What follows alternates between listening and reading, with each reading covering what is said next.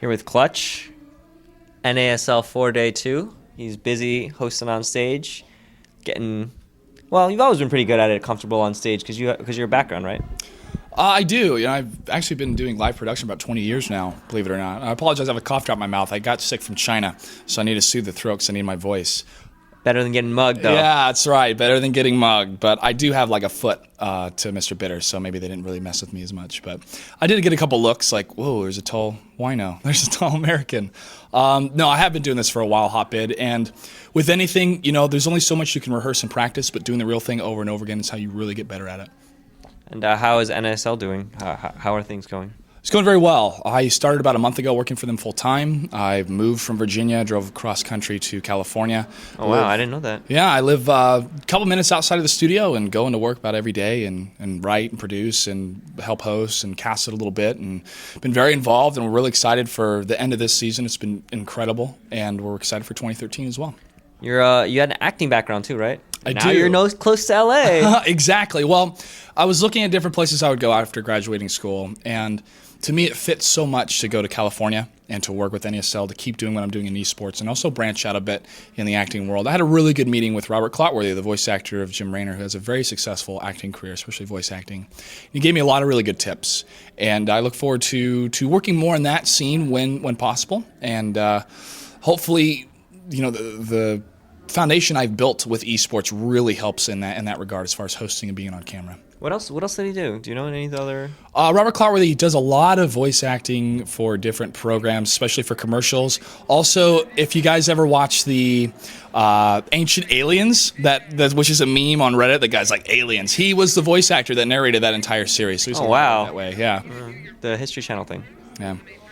And I always talk to you about random pop culture stuff. Yeah, you do. Because all the other pros, they just sit at home and play Starcraft. And so what have you been doing for fun outside of NASL and working? For fun, I've been playing different games on Steam and looking at different games because I was asked to cast them, and also enjoying a lot of games that are coming out that maybe are not really AAA titles, but are very, very well done. The Walking Dead game I thought was very well done.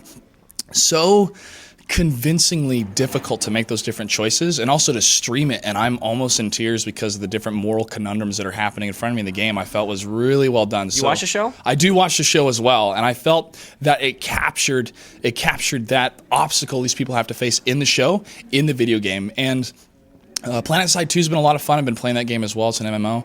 But seriously, I'm so excited for Heart of the Swarm. It's just taken up a lot of my time too. But besides that, movies. You and I, we both love movies. And oh yeah, Argo. I talked to Greet to it for like 10 minutes about movies. Yeah, he likes movies too, man. But sometimes we have different opinions on movies. But Argo is good, really good. Cloud Atlas was really good. I thought it was going to be a little bit too. They were going to be a little bit too trying to do too much in such a small amount of time. It's kind of crazy. Yeah, but I felt that they did a great job with it. Made some serious, important filmmaking highlights of the different pieces of the story I felt were really important. So, been seeing a couple movies. Got to hang out with Todd from Team Root. I was living in the Razor house for a bit and hanging out with Bitter and Rotterdam. So they don't live too far away, so we get to hang out and see. Important question is, did you see the fourth Twilight? No. The only Twilight movie. Missing out. The only Twilight movie I saw was the first one, just to see what all the hype was about. And that dude, I don't know his name, but seriously, his whole role in the movie's this, because he's like trying not to eat the chick. I don't know, it's Casper or whatever his name is. No, it's not Edward. Edward keeps wanting to throw up in those movies because of the scent of the girl. But I saw the first one. That was it for me. I really didn't. No, you weren't a fan? Wasn't really a fan, no. I can't fault the people that like it because they like it for a reason. But a lot of 4-year-old moms that like it. Yeah, for some reason. Stephen King. Reversed. If the genders were reversed, it would be super weird. Yeah, it would be. Stephen King said something I think that's pretty poignant. He said, Harry Potter teaches people the battle of good versus evil. Twilight teaches people, girls really, that it's important to have a boyfriend. Oh, sick burn coming out from Clutch. Well, I haven't read them myself. Haven't read any of the books. But he's a pretty eligible bachelor. He's very rich. He's indestructible. He's very fast. We're talking about Edward? Yeah. Okay, I thought you were talking about me. It's like, rich? I wish. No, I mean, this dude's like 100-something years old, right? Yeah. Yeah, so you would think that with the amount of time he has had to live in the world, he could see trends and invest in those different trends, and maybe therefore be able to sway any That's how they explained it in the book.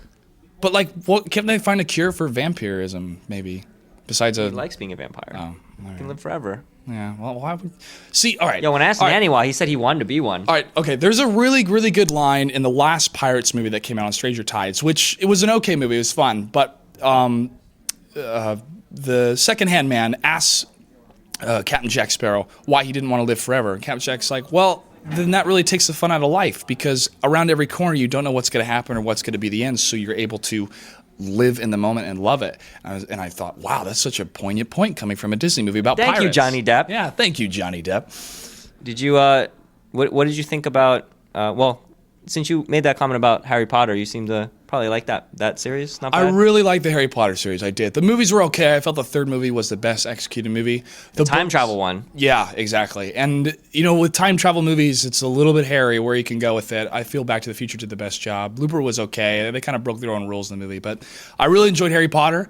I felt that it really highlighted somebody that has so much pressure at such a young age. There's so much expectations of this person and how he was able to rise to those expectations while going through puberty and starting to like girls. And, I wanted him to get with Cho Chang. I mean, we wanted that to happen, but it didn't happen. And then to see good finally triumph over evil, it was a really cool story. I mean, I was younger when I read him. You should be a movie critic.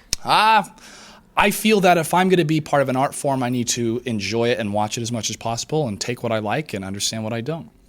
Okay. And you cast all these different games. Do you have any recommendations to our audience? Maybe on the side, after they play some Starcraft, what would you recommend to them for fun? In terms of playing or casting? Playing. Well, it depends on the genre you guys like to play. I mean, if it's a first-person shooter, I really recommend Counter-Strike. I mean, you can play Counter-Strike online, which most of the servers are over. Not Shoot Mania? I haven't played Shoot Mania. I asked for a beta key. They never sent me one. What's up, guys? My boy, Golden Boy for the win, though, is working at IGN, so maybe he can... maybe hook me up with that. But, Counter-Strike Go is a lot of fun. I love playing that. And, of course, the mechanics are a little bit different than 1.6. And a lot of people complain about that with Source. But there's an evolution of games, guys. StarCraft 2 is different than Brood War. The mechanics are different. But I like a lot of the mechanics in StarCraft 2. PlanetSide 2 is a lot of fun to play. It's a free-to-play MMO. And it feels to me what Battlefield 3 should have been. Battlefield 3, you had these really big engagements, vehicles, aircraft, but it felt kind of small or condensed or too slow. PlanetSide 2 is like 600-something people on your server playing on one planet. There's 3 different factions. You can do bombing runs, people getting like 15 bombers and a couple fighters, and you call them in. And it's awesome. That sounds crazy. It is really crazy, but it also really rewards people that use teamwork very well and be able to communicate. So those are my suggestions so far, guys, but really, Heart of the Swarm. Let's play that as well. What's in the future for NASL? Are you going to add some new games? What are we going to add? I do not know yet, or I should say... Oh, come on, you're smiling. I cannot officially say yet. But just name like 10 games, and one of them might be it. 10 games, one of them might be. That's a lot of games, man. Well, I can't say. I'm so close to getting you to come on. I will say this, though, that I'm very confident that StarCraft 2 is not going anywhere when it comes to NASL. This has been, our heart. And it's so amazing to see, besides all of the hearsay and doomsaying that's been happening on the internet, the people have been tried and true to StarCraft 2, and Blizzard is as well. Blizzard's excited about 2013. We're excited about 2013. That's my main focus is with StarCraft 2, but there potentially could be some other games out there. We'll just have to see. Okay. All right. Give me the PR line. I get it. But I got to say that when NASL first started, you weren't. I don't know if you were familiar with how it started, but it was very rocky in the beginning. Oh, I've been very familiar with it. Yes, but now I had a crush on Lindsay Spore just like everybody else. So, excuse me.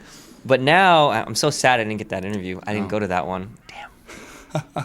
But now, everything's so smooth, and you guys do a bunch of content that the other organizations don't necessarily do. Either they have a lot. They have a lot to run over the weekend or something like that. But you guys seem to really hit your stride. You have these cool little segments that I think are really, really, really awesome.